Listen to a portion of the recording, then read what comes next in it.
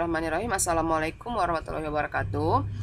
Baik teman-teman, ini video lanjutan ya untuk kunci jawaban tryout kompetensi pedagogik yang ketiga. Untuk bagian yang pertamanya silahkan kalian tonton ya di video sebelumnya. Linknya kami sertakan ya. Nah oke, kita lanjut.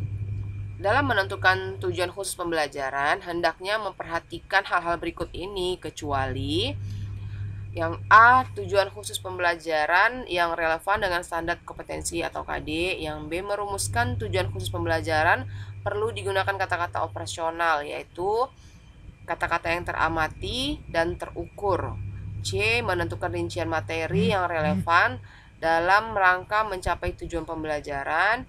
D, tujuan khusus pembelajaran berisikan perumusan tentang pengetahuan, keterampilan, sikap yang diharapkan dan sikap yang diharapkan dikuasai oleh siswa setelah melaksanakan kegiatan pembelajaran. Oke, kalau tujuan khusus pembelajaran ya, kecuali yang diminta kecuali ya.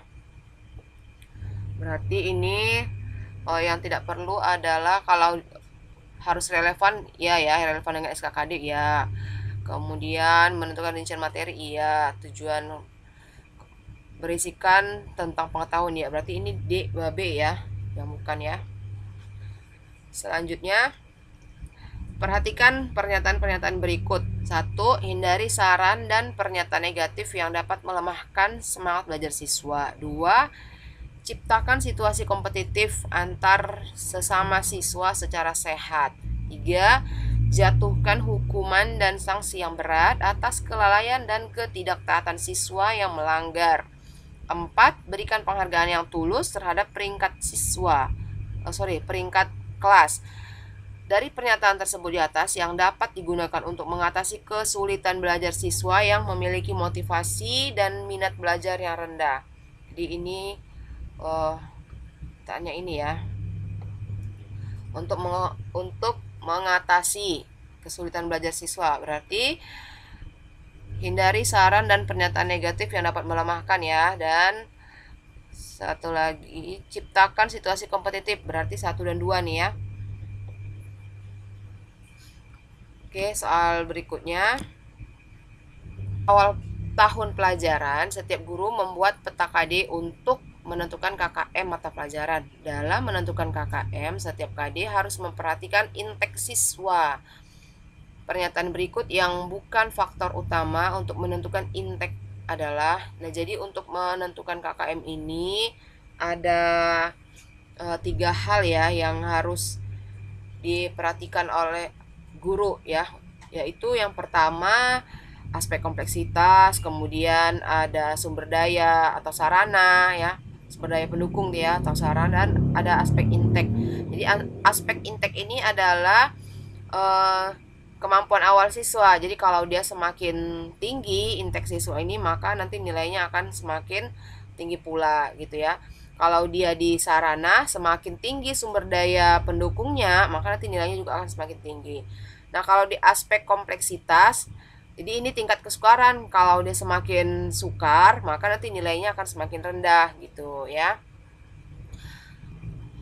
Nah, maka untuk soal ini ya, yang bukan faktor utama untuk menentukan intake siswa adalah, kalau yang A nilai rapot kelas sebelumnya iya, tes seleksi masuk atau hasil tes psikologi ya, nilai ujian nasional bagi jenjang SMP iya. Berarti ini data pengelompokan sosial ekonomi nggak pengaruh ya untuk menentukan KKM. Oke, soal berikutnya. Pak Dedi menemukan kasus kesulitan belajar yang dialami oleh siswanya. Ternyata disebabkan cara belajar yang salah. Langkah yang paling tepat dilakukan untuk mengatasi kesulitan belajar tersebut adalah A. Menunjukkan akibat atau dampak cara belajar yang salah terhadap prestasi belajar. B. Menciptakan iklim sosial yang sehat antar guru dan siswa di dalam kelas. C. Memberikan kesempatan memperoleh pengalaman yang menyenangkan atau memperoleh sukses dalam belajar. D. Menciptakan suasana yang kondusif sehingga tercipta kreativitas siswa. Oke, ini disebabkan cara belajar yang salah ya. Berarti kalau dia cara belajar yang salah ya harus dikasih tahu atau ditunjukkan apa akibat dari cara belajar yang salah gitu ya. Jadi A jawabannya.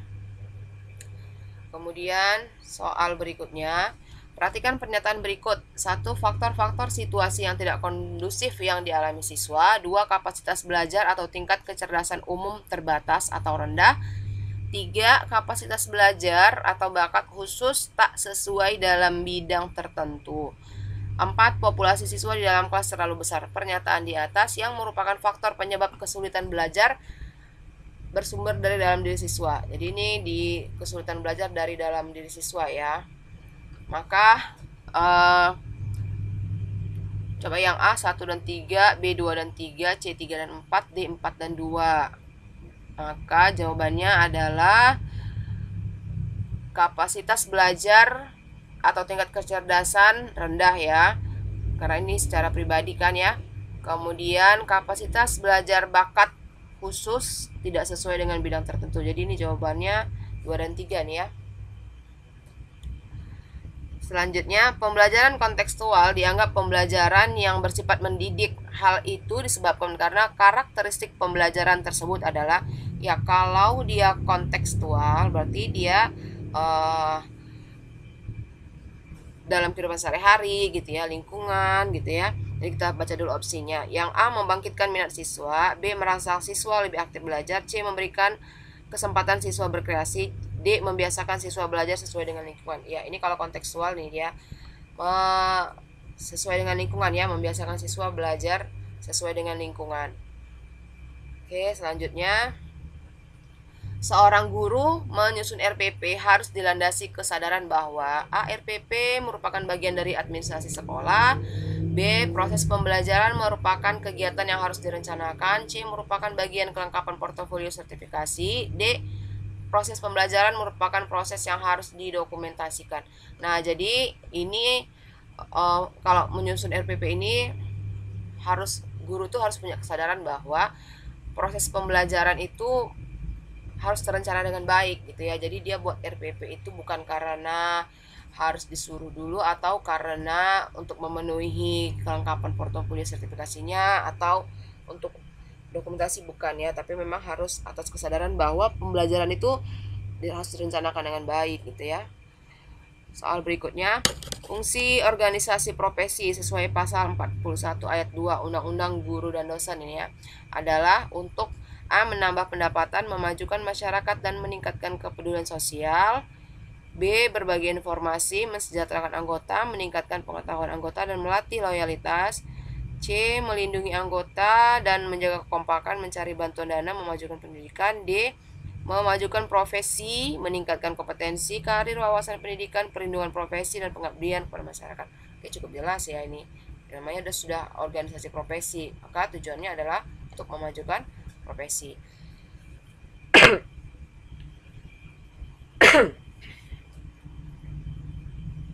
Oke, soal berikutnya.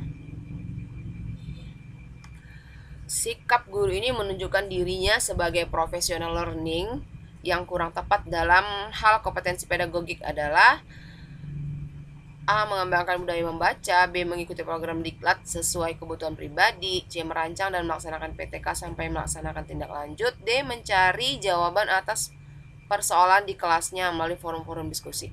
Oke, jadi ini yang kurang tepat ya, yang diminta yang kurang tepat. Nah, ini jawabannya adalah mengikuti program diklat sesuai kebutuhan pribadi. Jadi diklat itu bukan sesuai kebutuhan pribadi, tapi sesuai dengan tuntutan dari profesi ya, gitu ya. Oke, berikutnya, sebagai antisipasi terhadap perkembangan teknologi, maka guru sebagai suatu profesi sebaiknya A. Mengikuti kursus penguasaan program aplikasi terbaru, B. Meningkatkan kemampuan merawat komputer dan jaringan, C. Meningkatkan penguasaan keterampilan teknik operasi komputer, D. Meningkatkan kemampuan integrasi teknologi di dalam sistem pembelajaran. Oke, ini jawabannya D ya. Ini seperti contoh soal kita di nomor 2 kalau nggak salah tadi, yang mengaitkan teori belajar konstruktivis dengan pembelajaran menggunakan teknologi itu ya. Nah, jadi ini jawabannya D. Oke, berikutnya. Jika seorang siswa salah menjawab pertanyaan, bagaimana respon guru yang baik agar siswa tidak mengalami cognitive shutdown?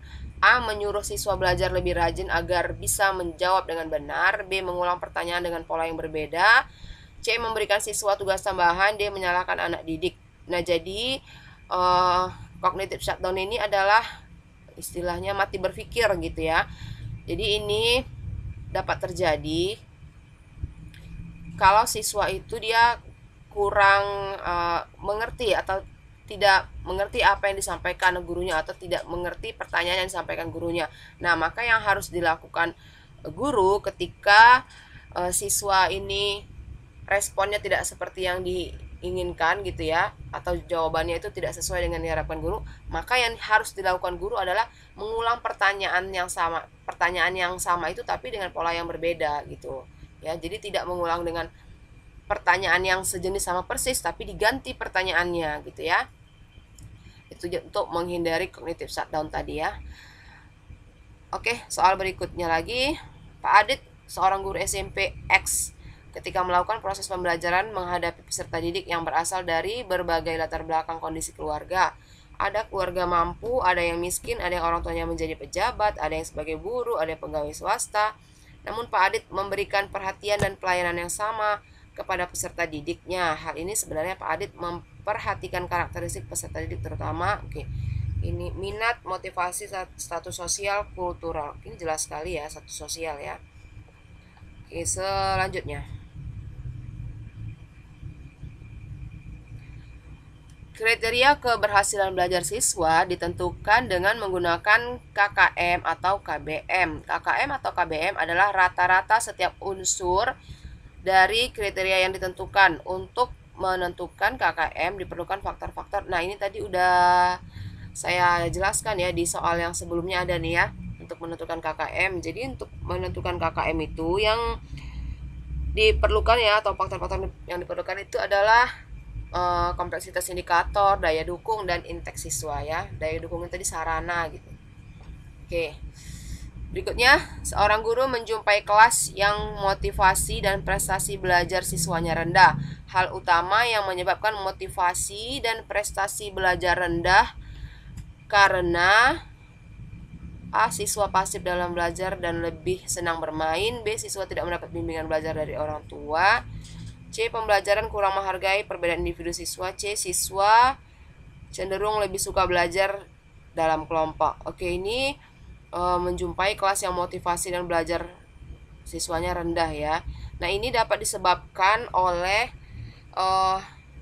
pembelajaran kurang menghargai perbedaan individu ya, karena setiap siswa itu kan punya kemampuan yang berbeda-beda gitu ya. Jadi nggak bisa disamakan untuk cara atau teknik mengajarnya gitu. Jadi kalau disamakan semua, maka yang nggak sesuai dengan cara yang digunakan guru itulah yang menyebabkan motivasi dan belajar siswa itu menjadi rendah gitu ya. Jadi harus disesuaikan dengan karakteristik tadi. Maka penting sekali guru memahami karakteristik peserta didiknya ini ya. Oke, seorang guru menjumpai kebiasaan belajar yang kurang tepat yang dilakukan oleh salah seorang siswanya sehingga kesulitan dalam mengikuti pelajaran. Langkah awal yang tepat untuk mengatasi kesulitan belajar demikian yaitu A. Memberikan kesempatan kepada siswa untuk mendiskusikan aspirasinya secara rasional. B. Menciptakan iklim sosial yang sehat antara guru dan siswa di dalam kelas. C. Menyusun aturan dan batasan-batasan dalam proses pembelajaran. D. Memberikan kesempatan memperoleh pengalaman yang menyenangkan atau memperoleh sukses dalam belajar meskipun prestasinya minimal. Oke, ini jawabannya D ya. Cukup jelas nih ya, jawabannya D. Memberikan kesempatan untuk memperoleh pengalaman sehingga nanti hasilnya akan lebih baik ya gitu. Selanjutnya, seorang guru yang mengembangkan tujuan pembelajaran untuk menggambarkan proses dan hasil belajar yang diharapkan dicapai oleh peserta didik sesuai dengan kompetensinya dimuat dalam silabus, RPP, silabus dan RPP, lembar penilaian. Oke, ini jelas ya kalau tujuan pembelajaran itu adanya di dalam RPP ya. Oke, berikutnya menerapkan berbagai pendekatan, strategi, metode, dan teknik pembelajaran yang mendidik secara kreatif dengan mengintegrasikan teknologi merupakan kompetensi inti pedagogi pada aspek A. Penguasaan pada teori belajar dan prinsip-prinsip pembelajaran. B. B. Pengembangan kurikulum. C. Penyelenggaraan pembelajaran yang mendidik. D. Berkomunikasi pada peserta didik. Oke, ini soalnya mirip dengan beberapa soal yang tadi ya ini. Jadi jawabannya adalah penguasaan pada teori belajar dan prinsip-prinsip pembelajaran ya. Jadi sehingga bisa mengintegrasikan teknologi dengan metode, dengan model gitu ya, dengan pendekatan, pokoknya yang berhubungan dengan teori-teori pembelajaran gitu ya, dengan teknik-teknik pembelajaran. Jadi bisa diintegrasikan dengan teknologi gitu maksudnya. Berikutnya, teori ini memandang belajar sebagai hasil dari pembentukan hubungan antara rangsangan dari luar atau stimulus dan balasan dari siswa atau respons yang diamati. Semakin sering hubungan antara rangsangan dan balasan yang terjadi, maka akan semakin kuatlah hubungan keduanya. Teori belajar yang dimaksud adalah, oke, ini di soal yang pertama nih ya, stimulus ya. Kalau udah katanya stimulus dan respons, maka itu adalah behavioristik ya. Oke, tingkah laku. Selanjutnya, perencanaan pembelajaran yang menekankan pada proses keterlibatan peserta didik secara penuh untuk dapat menemukan materi yang dipelajari dan dihubungkan dengan situasi kehidupan sehari-hari sehingga mendorong peserta didik dapat menerapkan dalam kehidupan mereka. Pilihan strategi pembelajaran yang tepat adalah, ini dengan kehidupan sehari-hari ya, berarti ini sama juga dengan lingkungan gitu ya, tadi ya udah kita bahas. Ini kontekstual ya. Selanjutnya, Pak Rudi dan Bu Nani mengajar IPA di SMP Harapan Bangsa yang merupakan sekolah adiwiyata. Sebagai sekolah yang termasuk kategori berwawasan dan peduli lingkungan hidup, di SMP tersebut terdapat kebun sekolah yang hijau, koleksi tanaman obat, wastafel tempat cuci tangan di depan setiap kelas, bak sampah, biopori untuk resapan air, serta ada rumah kaca berisi berbagai tanaman. Pak Rudi akan mengajar IPA siswa kelas 9 untuk membuat produk daur ulang limbah yang bermanfaat bagi kehidupan. Agar metode project based learning ini ya, yang Pak Rudi terapkan berhasil dengan baik, maka langkah pertama yang harus dilakukan Pak Rudi adalah A. Menugaskan siswa mengidentifikasi ini ya, mengidentifikasi beragam limbah di sekolah. B. Menugaskan siswa memfokuskan pada limbah kertas atau plastik. C. Menetapkan jenis produk daur ulang yang akan dibuat. D. Membuat jadwal alokasi waktu pembuatan produk. Jadi ini yang diminta adalah langkah pertama ya. Kalau langkah pertama berarti adalah mengidentifikasi ya, mengidentifikasi. Berarti ini di sini adalah menugaskan siswa untuk mengidentifikasi beragam limbah. Menugaskan siswa mengidentifikasi beragam limbah di sekolah. Lanjut. Terdapat KD menjelaskan keterkaitan struktur jaringan tumbuhan dan fungsinya, serta berbagai pemanfaatannya dalam teknologi yang terilhami dan struktur tersebut. Manakah di antara pilihan berikut ini merupakan pernyataan benar tentang teknologi dan struktur tumbuhan yang mengilhaminya? A. Pembangkit listrik tenaga surya Abengoa terinspirasi dari struktur bunga ros.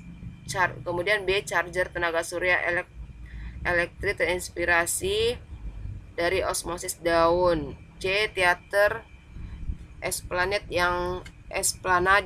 yang terinspirasi dari bentuk buah rambutan. D. Kota mengambang lilipat Ekopolis terinspirasi dari struktur daun teratai.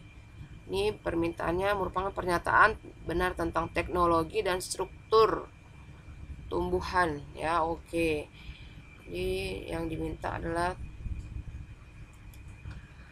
berarti ini